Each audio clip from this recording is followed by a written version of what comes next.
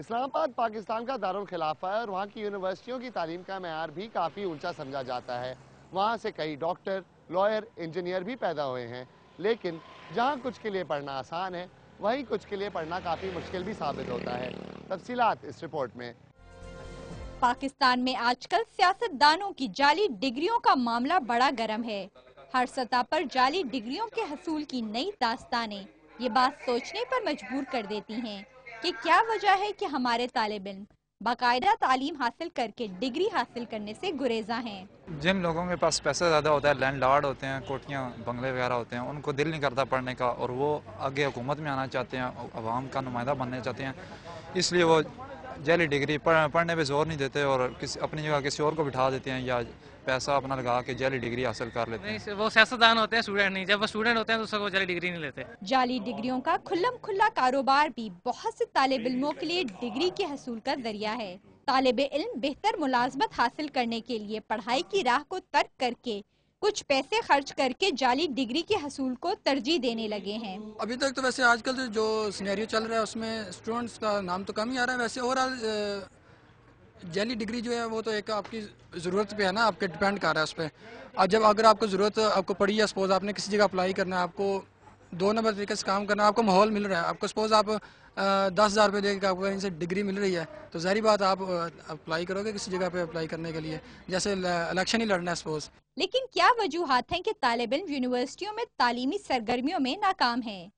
اسلام آباد کی یونیورسٹیوں کے طالب علموں سے ملاقات سے یہ بات عیاں ہوتی ہے کہ اکثر طالب علموں کے خیال میں نوجوان نسل کا رجحان پڑھائی سے زیادہ دیگر سرگرمیوں کی جانب ہے۔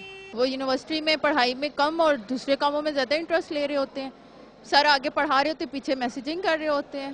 انٹرسٹ ان لڑکوں کا بالکل نہیں ہے، اس وجہ سے یہ فیل ہو جاتے ہیں۔ جن لڑکوں کا انٹرسٹ ہے، اب سی ایس میں جو لڑکے آئے ہیں ان کا انٹرسٹ ہے کہ میں سافٹ ویئر انجینئر بننا چاہتا ہوں، ایک ایم لے کر آئے ہیں تو وہ انشاءاللہ ضرور کامیاب ہوتے ہیں۔ سارا دن فضول کاموں میں ویسٹ کرتے اور جب پڑھائی کچھ بھی نہیں کرتے۔ تعلیم میں عدم دلچسپی کا اکیلے ذمہ دار طالب علموں کو ٹھہرانا جائز ہے یا نہیں؟ طالب علموں کے خیال میں اس میں کچھ اساتذہ کا بھی ذمہ ہے۔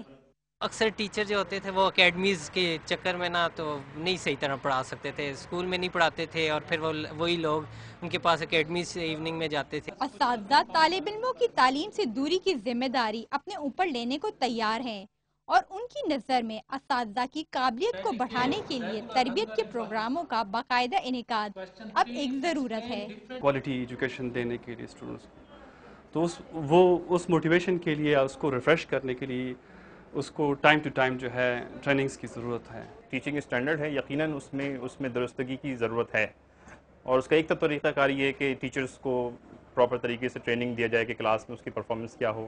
طالب علموں کی رائے میں ان کا حصول تعلیم کو سنجیدگی سے نہ لینا اور اساتذہ سے کمیونیکیشن کا فقدان یقینی طور پر ان کی تعلیم سے دوری کی وجہ بنا ہے۔ جی تو یہ تھی ہماری اسلام آباد کی نمائندہ نوشین یوسف جو ہمیں وہاں پر یونیورسٹی ایجوکیشن کے بارے میں بتا رہی تھی، اور اس میں بھی مزید بہتری کی گنجائش موجود ہے۔ اب آئیے آپ کو لے چلتے ہیں دہشت گردی سے سب سے زیادہ متاثر صوبہ خیبر پختونخوا اور دیکھتے ہیں کہ وہاں کے مرکزی شہر پشاور میں یونیورسٹیوں کے کیا حالات ہیں۔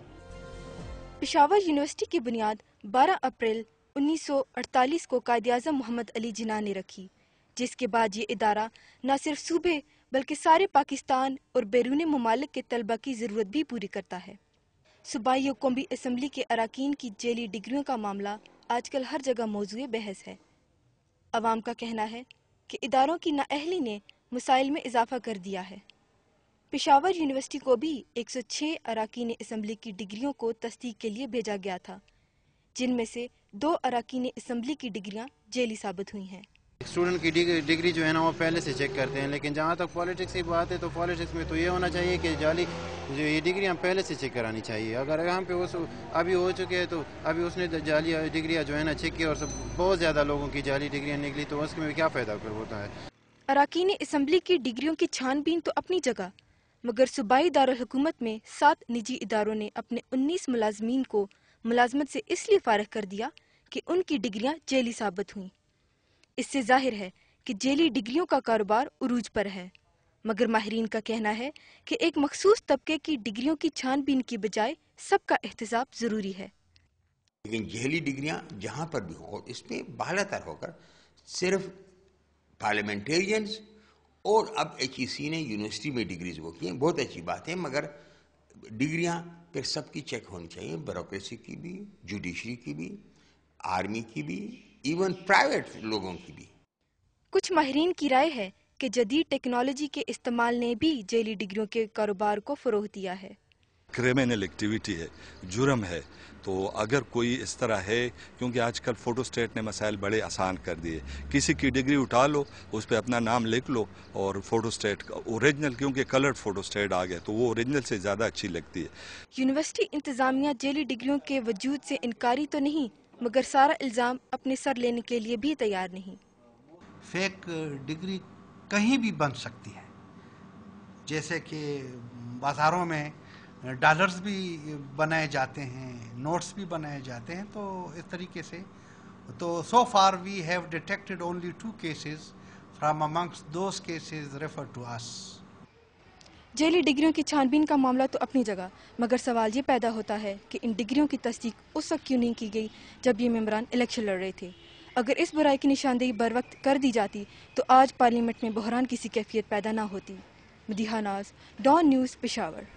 جی تو شہر پشاور میں بھی یہ مسئلہ جو کا توں ہے, لیکن میں آپ کو یہ بتاتا چلوں کہ پاکستان میں کچھ ایسی یونیورسٹیاں ہیں جو کہ ایشیا میں مشہور ہیں, اور یہاں پر بیرون ملک سے لوگ پڑھائی کرنے بھی آتے ہیں, اور جو دل لگا کے پڑھتا ہے امتیازی حیثیت سے کامیابی بھی حاصل کرتا ہے. اس ہفتے کی دوسری کہانی نے آپ کو پاکستان کی یونیورسٹیوں میں اسٹوڈنٹس اور ٹیچرز کے مسائل کے بارے میں بتایا. اور ایک طرف تو پڑھائی میں کئی مشکلات پیش آتی ہیں, لیکن کئی لوگ اچھی طریقے سے پاس بھی ہوتے ہیں, لیکن کئی ایسے بھی لوگ ہوتے ہیں جو سالوں یونیورسٹی میں گزارنے کے باوجود پاس نہیں ہوتے. لیکن یہاں پر سب سے ضروری بات یہ ہے کہ ایک تو نقل نہیں ہو, اور دوسری بات لوگ پیسے دے کے اپنے نمبر نہیں بڑھوائیں اور جعلی ڈگری حاصل نہیں کریں, کیونکہ سچائی کبھی چھپتی نہیں ہے. اور اگر آپ دوسروں سے جھوٹ بولنا چاہیں تو شاید جھوٹ بول سکتے ہیں, لیکن اپنے آپ سے نہیں. ایسے ہی دوسری کہانی کا وقت ختم ہو گیا ہے. اگر آپ کو اپنے خیالات کا اظہار کرنا ہو یا کوئی ایسی چیز ہو جو آپ دوسری کہانی میں دیکھنا چاہیں تو dk@donnews.tv پر ای میل کریں. ایسے ہی ہماری ٹیم اجازت چاہے گی اور ہماری ملاقات اگلے ہفتے ہوگی.